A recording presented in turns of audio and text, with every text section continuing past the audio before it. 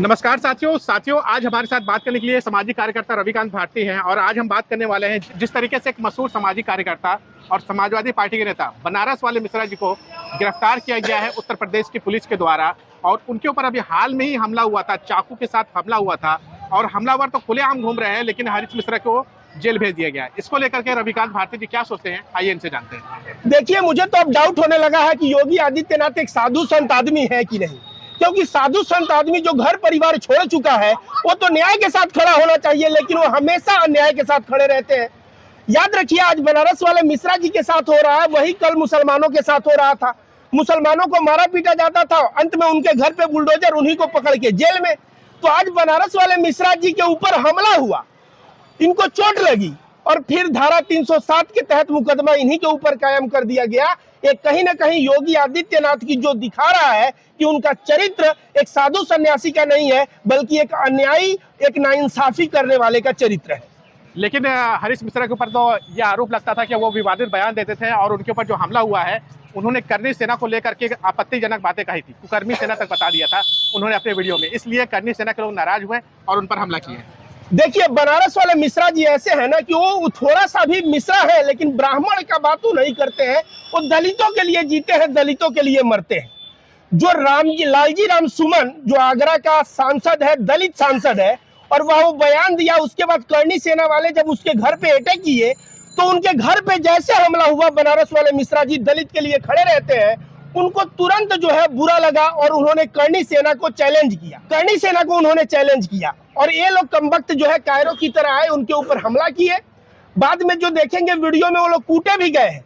अब मामला इनके ऊपर हो रहा है कि बनारस वाले मिश्रा जी ने करनी सेना को कूट दिया, तो ऐसा नहीं है। मामला समझिए, उनके मोहल्ले में गए थे लोग पीटने, उनके मोहल्ले में उनके चाहने वाले इतने थे कि वो चाहने वाले दौड़ाए हैं, चाहने वाले पकड़े हैं और चाहने वाले कूटे हैं। तो करनी सेना वालों की जो कुटाई हुई है उसमें मिश्रा जी का 1% हाथ नहीं है। उनको चाहने वाले लोगों का, मैं ही अपने फैंस को थोड़ी रोक सकता हूं या कोई अपने फैंस को थोड़ी रोक सकता है, लेकिन ये जो है हरीश मिश्रा जी को, बनारस वाले मिश्रा जी को गलत तरीके से फंसाया जा रहा है, उनको जेल में डाला जा रहा है। कहीं ना कहीं योगी आदित्यनाथ दिखा रहा है कि पहले मुसलमानों को दबाए, फिर दलितों को दबाए, अब ब्राह्मणों को भी नहीं छोड़ेंगे। और याद रखिए, राहत इंदौरी साहब का वो शायर कि लगेगी आग तो आएंगे कई घर जद में, यहाँ सिर्फ मेरा मकान थोड़ी है। पहले मुसलमानों पे अत्याचार होता था, फिर दलितों पे होने लगा, फिर यादवों पे होने लगा और अब तो ब्राह्मणों को भी नहीं छोड़ा जा रहा है।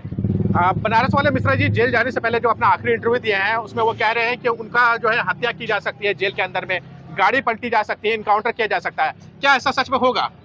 देखिए, योगी आदित्यनाथ जो है ना, ब्राह्मणों का गाड़ी पलट देते हैं। आपको याद है, विकास दुबे ब्राह्मण था, गाड़ी पलट गया। मुसलमान होता है तो उसका इनकाउंटर हो जाता है। अभी करनी सेना वाले बुलडोजर लेके आगरा में घूम रहे हैं, हाथ में हथियार लेके आगरा में घूम रहे हैं। इनके घर पे बुलडोजर चला क्या? इनको दो चारों को उठा के इनकाउंटर हुआ क्या? यहाँ इनकाउंटर नहीं होगा, लेकिन ब्राह्मण देख के, दलित देख के, यादव देख के, मुसलमान देख के जरूर इनकाउंटर होगा। तो मैं भी कह दूं कि करनी सेना के चंद गुंडे ना योगी आदित्यनाथ को जिता के यूपी में ला नहीं सकते। जिस तरह से सपा ने 38 सीट जीता और योगी आदित्यनाथ को लोकसभा चुनाव में बुरी तरह से हार का सामना करना पड़ा, इस बार करनी सेना के 4 गुंडे क्या योगी को जिता ले जाएंगे? जिस तरह से योगी का व्यवहार है, मैं पत्रकार महोदय डंके की चोट पे कह रहा हूं कि 2027 में एक ब्राह्मण को परेशान करने का क्या श्राप होता है, वह लगेगा ब्राह्मणों का है। और जो है योगी सत्ता से बाहर जाएंगे और मठ में बैठ के घंटा बजाएंगे। लेकिन बनारस वाले मिश्रा जी के ऊपर आरोप लगता था कि वो जो है वो हिंदू है ही नहीं है, वो तो ब्राह्मण है ही नहीं, हमेशा मुसलमानों की बात किए हैं, हमेशा दलितों की बात किए हैं। क्या उसी की सजा मिल रही है उनको? देखिए, हिंदू धर्म और सनातन धर्म का मतलब क्या होता है? सनातन धर्म कहाँ कहता है कि तुम अगर ब्राह्मण हो या सनातनी हो तो मुसलमान को गिरा गिरा मारो, मुसलमान पे अत्याचार करो। बनारस वाले मिश्रा जी सत्य, हक और न्याय के साथ खड़े हैं। तो सनातन धर्म कहता है सत्य, हक और न्याय के साथ खड़ा रहो, वो सच्चे सनातनी है। और बाकी के जो डांस कर रहे हैं ना मस्जिद के सामने मुजरा, ये सब सनातन धर्म के नाम पे कलंक है, ये नकली सनातनी है। तो मिश्रा जी अपने धर्म के मूल्यों पे ही चले और उनकी यही खता है। मिश्रा जी ने अपने आखिरी इंटरव्यू में ये भी कहा है, अपने परिवार के लोगों को लेकर चिंता की है कि उनके घर परिवार वालों के ऊपर भी हमला किया जा सकता है करनी सेना के लोगों के द्वारा या फिर भाजपा के कुछ लोगों के द्वारा। असामाजिक तत्वों के द्वारा। इसको आप कैसे देखते हैं? अगर उनके घर पे हमला होता है तो क्या, क्योंकि अब तो मिश्रा जी जेल चले गए हैं।